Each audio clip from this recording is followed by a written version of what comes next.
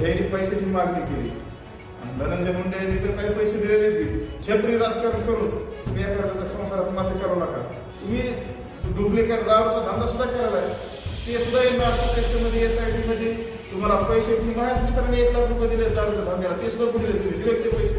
मी शहाणू कोळी मराठा आहे, मला असले आहे का छेपरीची आळी येत नाही तर ते आहेत मनोज जरांगे यांच्या सोबत गेल्या 9 ते 10 पासून सोबत काम करणारे अमोल पाटील पुणे आणि कोपर्डीच्या जे 4 आरोपीपैकी एक की कोपर्डीच्या आरोपी ज्यांना 5 वर्ष जेल झालेले आहेत त्यापैकी 20 महिने यांनी भोगले आणि आता हे 3 महिने जे आता खोटा गुन्हा दाखल केला 400 आमच्या समोर आहे त्यानुसार 3 महिने असे 20 आणि 3 23 महिने यांनी भोगलेले आहेत. म्हणून त्या रंगाचे इशाऱ्यानुसार आता पुढतीलच काय जे काम जरांगे पाटलांनी ज्यांना SP ऑफिसला भेट दिली माझ्यावर परिचय रेकॉर्डिंग व्हायरल झाली का ती रेकॉर्डिंग 1 ते 1.5 वर्ष जुनी जेव्हा माझा विषय त्याच्यावर माझा विषय डायव्हर्ट होण्यासाठी त्यांनी ती रेकॉर्डिंग काढली. तर मग ते जो कोण आहे त्यांना धमक्या देतो गोळ्या मारीन असं करेन तसं करेन तर मग ते आरोपीला कोणी पकडत नाही. आणि मी आता काय न करून माझ्यावर त्यांनी केस टाकली, माझ्यावर मला 3 महिने जेलमध्ये घातलं, माझे वकील मॅनेज केले, वकिलाला पैसे दिले. आता हे म्हणतात माझ्याकडे काहीच नाही, माझ्या घरावर तुळशी पत्र, पण वकिलाला द्यायला पैसे कुठून येते त्यांच्याकडे? ह्यांच्या मुलाकड, ह्यांच्या बायकोकड, ह्यांच्याकडे 1.5-2 लाखाचा आयफोन कुठून येते? त्यांच्या घरात 1-1, 2-2, 4-4 लाखाचा सोफा हे कुठून येतो? आणि म्हणतात माझ्याकडे काहीच नाही. माझ्याकडे काय? माझ्या घरी जाऊन बघा ना, माझा संघर्ष काय, मी ह्यांच्यासाठी काय नाही केलं. ज्या टायमाला कोपरीच्या आरोपीवर आम्हाला ह्यांनी सांगितलं की आपल्याला त्यांच्यावर हल्ला करायचा, मी नांदेडला होतो त्या दिवशी, मला ह्यांनी बोलून घेतलं. मी नांदेडहून ट्रॅव्हल्सने डायरेक्ट खेडगावला आलो. हे सचिन कोतकरच्या घरी होते थांबलेले. पहाटे 3-3:30 वाजता मी तिथे आलो असं. म्हणून मला तिथे सांगितलं ह्यांनी आपल्याला असं असं करायचं. म्हणलं हे सोपं नाही, कोर्टात करणं म्हणजे कायदा आपण हातात घेतल्यासारखं आहे. पण त्या टायमाला हुडकुटी होती आपली, एक दिवस होता 25 वर्ष गेला असेल, 24-25 वर्ष. तर म्हणले मग आपण गुणरत्न सदावर्तीला मारायला जाऊ. तर आम्ही पुण्याला गेलो, आम्ही वाघोलीला थांबलो. आमचे एक मित्र त्यांचं म्हणजे निधन झालं, त्यांनी आमची सगळी सोय केली वाघोलीला. तर ते सुद्धा कॅन्सल झालं की हे घाबरले तिथं. म्हणजे हे मुंबईमध्ये जर आपण केलं तर ह्याला वाटलं मी गुतल. तिथून पुढं आम्ही गावाकडे आलो. गावाकडे आल्याच्या नंतर मग ह्याने प्लॅन केला, म्हणजे आपण कोपर्डीच्या आरोपीला मारू. तर आम्ही एकनाथ मळी बघा, कानिपनाथाची मळी, 30 गाव कशी मळी ती. तर तिथं विश्रामगृह आहे, त्या विश्रामगृहाला आमचा मुक्काम होता. तिथले मरकट मित्र आहेत आमचे, एकनाथ मरकट, त्यांच्या घरी आम्ही भरपूर वेळेस गेलो. तर त्याने आमच्या तिथं जेवायची विजय बेसन भाकरी आम्हाला सर आले. हे काय म्हणले, नारायणगडाचा कार्यक्रम कॅन्सल झालाय. तर ह्या कार्यक्रमाला बुकं छापले होते, बुकं पावत्या, ते पैसे घेतले. त्यांच्याकडे असते नेहमी खर्चले असते, आपल्याला काय बाकीचं घेणं देणं नाही. ते नगर नारायणगड येते, आम्ही त्या गडाला लय पवित्र मानतो. सुरेशांना धसकडे गेलो, जयदशीर सागरकडे गेलो होतं, धनंजय मुंडेकडे गेलो होतं. तर ह्यांनी पैशाची मागणी केली आणि धनंजय मुंडे यांनी तर काही पैसे दिलेले ते सुद्धा नाही घेते. मग तिथं नार्को टेस्टच करायचे. नार्को टेस्ट नाही, जगाच्या पाठीवर कोणत्या चौकशा असतात, टेस्ट असतात. मी माझा मेंदू काढून द्यायला बसलो, तुम्हाला टेस्टच करायची ना, करा. मेंदू सुद्धा मला काढून देतो, तुम्हाला काय टेस्ट करायचं तर करा. पण असं विनाकारण आणि असले हे छेपरी राजकारण करून तुम्ही एखाद्याच्या संसारात माते करू नका.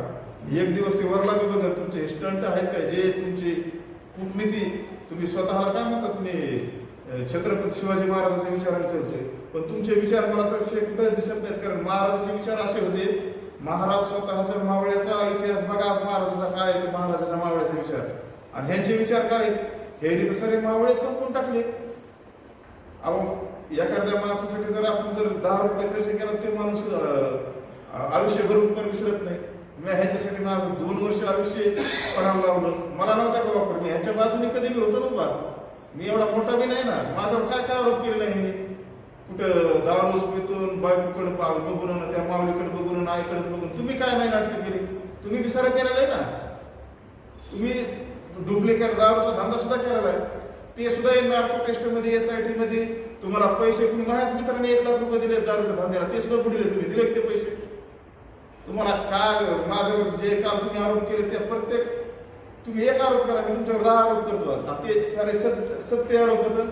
तुम्हाला काय माझ्यावर हे करायचे, फौजदारी गुन्हे करायचे, माझे जामीन कॅन्सल करायचे, तुम्हाला कुणाचा हात येते काय तुमच्या मागे? आता तुम्ही लय मोठे तास, मी एकदम सर्वसामान्य. तुमच्या मागे जनता, पोलीस डिपार्टमेंट तुमच्या बाजूने, नेते तुमच्या बाजूने, तुमची काय ताकद आहे तेवढी ह्या अमोल पुणेला संपायला लावा. मी तुम्हाला समर्थ जायला. आणि दुसरी गोष्ट म्हणजे फडणवीस साहेबांना माझी एवढीच विनंती, तुमचं ग्रह खातं काढून जरा पाठवा, कारण मग हे तपास करतील त्या केसमध्ये, आणि तपास अधिकारी बी हेच पाहिजे त्या केसमध्ये, म्हणजे मग बरोबर मग सर तपास निघेल काय असेल ते काय नाही.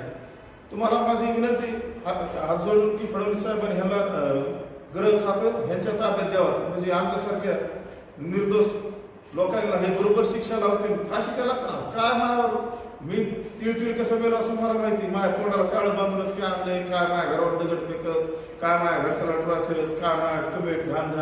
अरे आम्ही एवढं येतं, आम्ही कधीच सांगत नाहीत कोणाला आम्ही समाजासाठी एवढं केलं. तुम्ही तर काय आता मग खाऊन उपोषण करतात ना, याचे मी पुरावे आहेत आमच्याकडे. सर निघत असते, थोडा टाइम असतो. मी नाही का समाजासाठी काय नाही करेल समाजासाठी. मी 2013ला बैलगाडी वडीत मुंबईला नेलेली मराठा आरक्षणासाठी, पायात चप्पल सुद्धा नव्हती, बैल नव्हते बरं का, स्वतः वडीत नेलती. आणि मी हे बी सांगतो, मी एकट्याने नाही वडीत नेलेली, माझं कल्पना माझी होती. इनाकराव मेटे साहेबांच्या नेतृत्वाखाली मी 2013ला बैलगाडी वडीत नेली. 14व्या दिवशी आम्ही मुंबईला गेलो होतो. तर आम्हाला माहिती आमचे काय हाल झाले. तर जे काय करायचं समाजासाठी एकदम निर्मळ मनाने करायचं, आणि ह्यांच्यासारखं श्रेय नाही घ्यायचं आम्हाला. कुठं प्रत्येक नेत्याला बोलणं उलट सुटलं. आमचे माझ्यावर माझ्या आई वडिलांचे संस्कार चांगले, तर माझ्यापेक्षा लहान वयाने असला तरी मी त्याला आवाज बोलतोय. तर मी धनंजय मुंडे साहेब बोललो की ह्यांच्या बुडाला एवढी आग लागली की ह्याला धनंजय मुंडेने सोडले.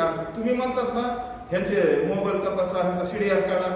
ह्या बाई मोबाईल आहेत आमचे. SP साहेबांना माझी विनंती आणि गृह खात्याला माझी विनंती, हे CDR आमचे काढा. आम्हाला कोणचा नेता खतपाणी पुरीत येतोय, ह्याच्या जर काही निघलं तर मी जी शिक्षा आहे ती भोगायला तयार आहे. कोणचा नेता नाही, समाजातला कुणी नाही, ही लढाई आमची.